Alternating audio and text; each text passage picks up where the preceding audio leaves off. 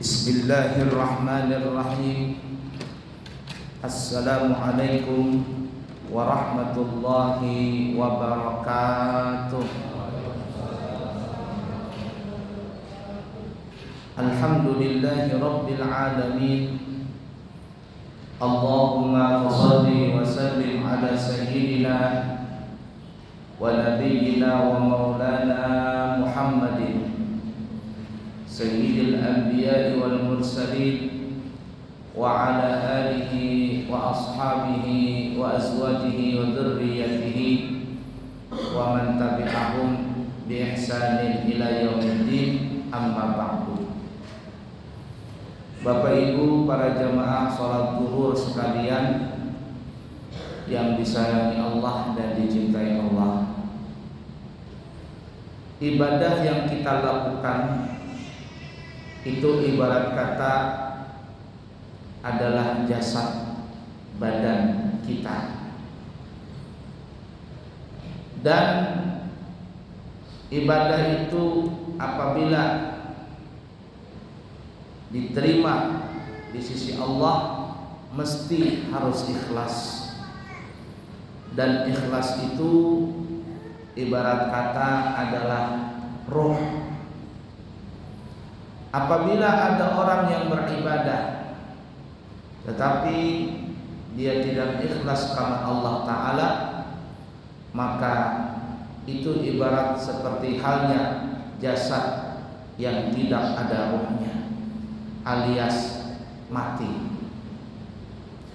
Dan kalau sudah ibadah itu mati, maka ibadah itu tidak ada kesan, tidak ada cahaya yang masuk ke dalam hati orang tersebut. Yang namanya mati itu gampang saja dipengaruhi. Ikan yang hidup walaupun dia berada di dalam lautan yang asin, tapi yang namanya ikan hidup dia tidak pernah akan menjadi asin. Tapi ketika ikan itu sudah mati, yang namanya mati itu gampang dipengaruhi. Bisa jadi asin daging ikan tadi, bisa jadi manis ikan tadi, bisa jadi asam ikan tadi, tergantung bahan makanan yang masuk mencampuri daging tadi. Oleh karena itu pentingnya kita beribadah, dan juga sangat penting juga kita mengikhlaskan ibadah tersebut hanya untuk Allah Subhanahu wa Ta'ala. Para jamaah sekalian yang disayangi Allah dan dicintai Allah, namun para ulama kita mengatakan ada 3 ibadah yang apabila kita melakukan ibadah tersebut, walaupun mungkin orang yang beribadah itu kurang ikhlas, tetapi ibadah itu masih ada nilai pahalanya di sisi Allah. 3 ibadah tersebut adalah: yang pertama, membaca salawat dan salam kepada Nabi Muhammad sallallahu alaihi wasallam. Apabila ada orang yang membaca salawat dan salam kepada Nabi Muhammad, walaupun mungkin orang yang membaca salawat itu niatnya pamer, niatnya kepingin dipuji, alias bukan karena Allah Ta'ala, maka kata ulama, orang yang membaca salawat itu masih bisa mendapatkan pahala. Kenapa? Karena alasan bisa mendapatkan pahala itu disebabkan karena ada 3 hal. Yang pertama, Allah Subhanahu wa Ta'ala mengucapkan salawat kepada Nabi Muhammad. Yang kedua, malaikat juga membaca salawat kepada Nabi Muhammad sallallahu alaihi wasallam.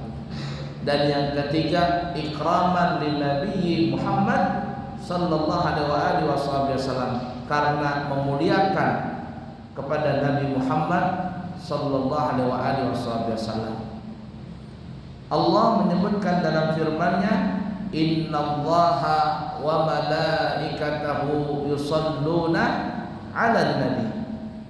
Sesungguhnya Allah dan malaikat-malaikatnya Allah selalu bersalawat kepada Nabi Muhammad. Apa bentuk salawatnya Allah kepada Nabi kita? Bentuk salawat Allah Subhanahu wa taala kepada Nabi Muhammad sallallahu alaihi wasallam itu adalah ziyadatul mahabbah wa rahmah. Selalu bertambahnya cinta dan kasih sayangnya Allah kepada Nabi Muhammad. Tidak pernah berkurang. Dan kata ulama, bentuk salawatnya malaikat kepada Nabi Muhammad adalah istighfaran lin Nabi. Malaikat itu selalu memintakan ampun untuk Nabi Muhammad sallallahu alaihi wasallam. Padahal Nabi kita maksum, tidak pernah berbuat salah. Itu yang dikatakan oleh ulama, tuhrun ala tuhrin, nurun ala nurin. Cahaya di atas cahaya, kesucian di atas kesucian. Tapi malaikat selalu memintakan ampun kepada Allah untuk Nabi kita Muhammad sallallahu alaihi wasallam. Nah, kalau Allah bersalawat, malaikat bersalawat, maka sambungan ayat tersebut adalah ya ayyuhalladzina amanu sallu alaihi wasallimu taslima. Hai kalian orang-orang yang beriman, yang diajak oleh Allah hanya orang beriman. Kenapa? Karena mungkin ada orang Islam tapi anti untuk membaca salawat. Ada orang Islam tapi enggan untuk membaca salawat. Hanya orang-orang beriman yang diberikan kemampuan untuk selalu baca salawat. Hei kalian orang-orang beriman, sampaikanlah selalu salawat dan salam kepada Nabi kita Muhammad sallallahu alaihi wasallam. Ibadah yang pertama ini adalah salawat, kata ulama. Walaupun ada orang yang membaca salawat tadi kurang ikhlas atau pamerlah atau apa sebagainya, tetapi Allah masih memberikan pahala kepada orang yang membaca salawat tersebut. Yang kedua, ibadah yang diterima oleh Allah walaupun mungkin kurang ikhlas adalah membaca al-istighfar. Istighfar. Loh, kenapa istighfar itu kalau dibaca pasti diterima? Pasti ada pahalanya? Karena kata ulama, Nabi kita Muhammad sallallahu alaihi wasallam itu dalam riwayat tidak pernah berdosa, maksum. Ghufira lahu ma taqaddama min dhanbihi wa ma ta'akhkhar. Diampuni dosanya Nabi yang lalu dan yang akan datang. Tetapi disebutkan dalam riwayat yang sahih, Nabi kita selalu membaca istighfar setiap hari, setiap malam, tidak kurang daripada 70 kali. Dalam riwayat yang lain, Nabi selalu beristighfar setiap hari dan malam sebanyak 100 kali. Kalau Nabi yang tidak pernah berdosa saja membaca istighfar, lalu bagaimana potongan-potongan kita semua ini yang mungkin 24 jam dosa yang kita lakukan itu enggak kehitungan sudah banyaknya. Nah, karena itulah ketika ada orang baca istighfar, maka orang tersebut masih mendapatkan pahala. Yang ketiga, apabila seseorang melakukan ibadah yang pasti diterima itu adalah bersedekah kepada orang miskin. Kenapa kok bersedekah kepada orang miskin itu pasti diterima? Walaupun orang yang bersedekah itu kurang ikhlas. Mungkin ada orang yang bersedekah kepada orang miskin, lalu dia bikin konten di situ, dimasukkan di YouTube, dimasukkan di Facebook, banyak orang yang menonton, lalu banyak orang yang memuji. Walaupun seperti itu kata ulama masih dapat pahala. Loh, kenapa? Karena kalau kita menolong orang miskin, maka orang miskin ini pasti bergembira, pasti senang. Contoh ringan saja, kita ngasih makan dengan teman kita yang biasa sudah makan. Dia sudah mungkin biasa makan ayam goreng, ayam bakar, ikan goreng. kita suatu waktu ngasih makan, kita traktor dia makan, kita ajak dia makan di warung. Mungkin dia mengucapkan terima kasih, biasa saja. Tapi kalau ada orang miskin, sudah berhari-hari mungkin dia tidak makan, atau mungkin dia tidak pernah merasakan nikmatnya makanan yang lezat tersebut, kita datang membawa makanan yang memang makanan itu diperlukan sama dia, atau dia perlu uang, kita kasih uang, atau perlu apa saja, kita berikan sesuatu itu kepada orang miskin, maka orang miskin ini dia pasti menerimanya dengan senang hati. Bahkan dia sampai luar biasa bergembiranya, bahkan bisa sampai meneteskan air mata karena begitu terharunya mendapatkan sedekah tadi. Nah, kata ulama, walaupun ada orang yang bersedekah kepada orang miskin itu mungkin kurang ikhlas, tapi ada masuk satu bab yang bisa mendapatkan pahala adalah idkhalus surur ala qalbil masakin, yaitu menggembirakan hati-hatinya orang-orang miskin. Nah, karena itu para jamaah sekalian, mari kita laksanakan ibadah yang tiga ini yang pasti diterima.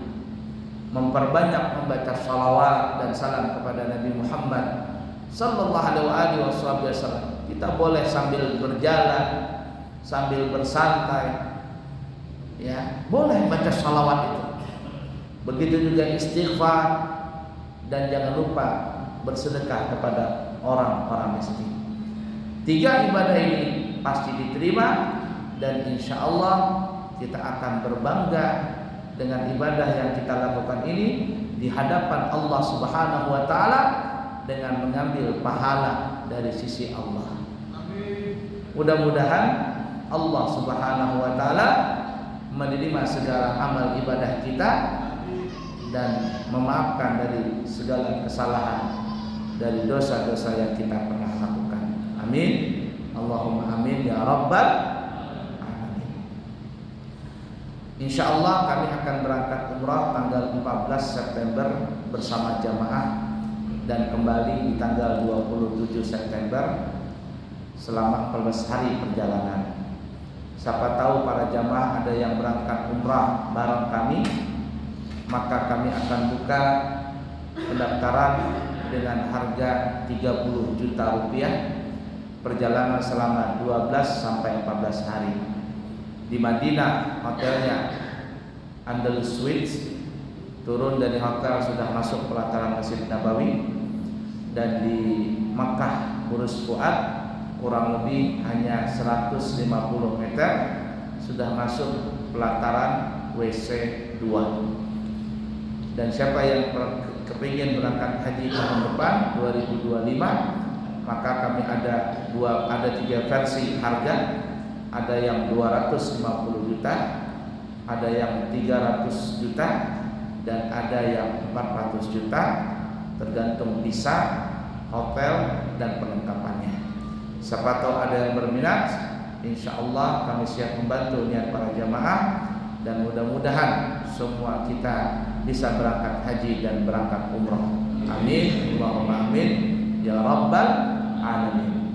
Subhanakallahumma wa bihamdika asyhadu an la ilaha illa anta astaghfiruka wa atubu ilaik. Wa akhiru kalam, wassalamu alaikum warahmatullahi wabarakatuh.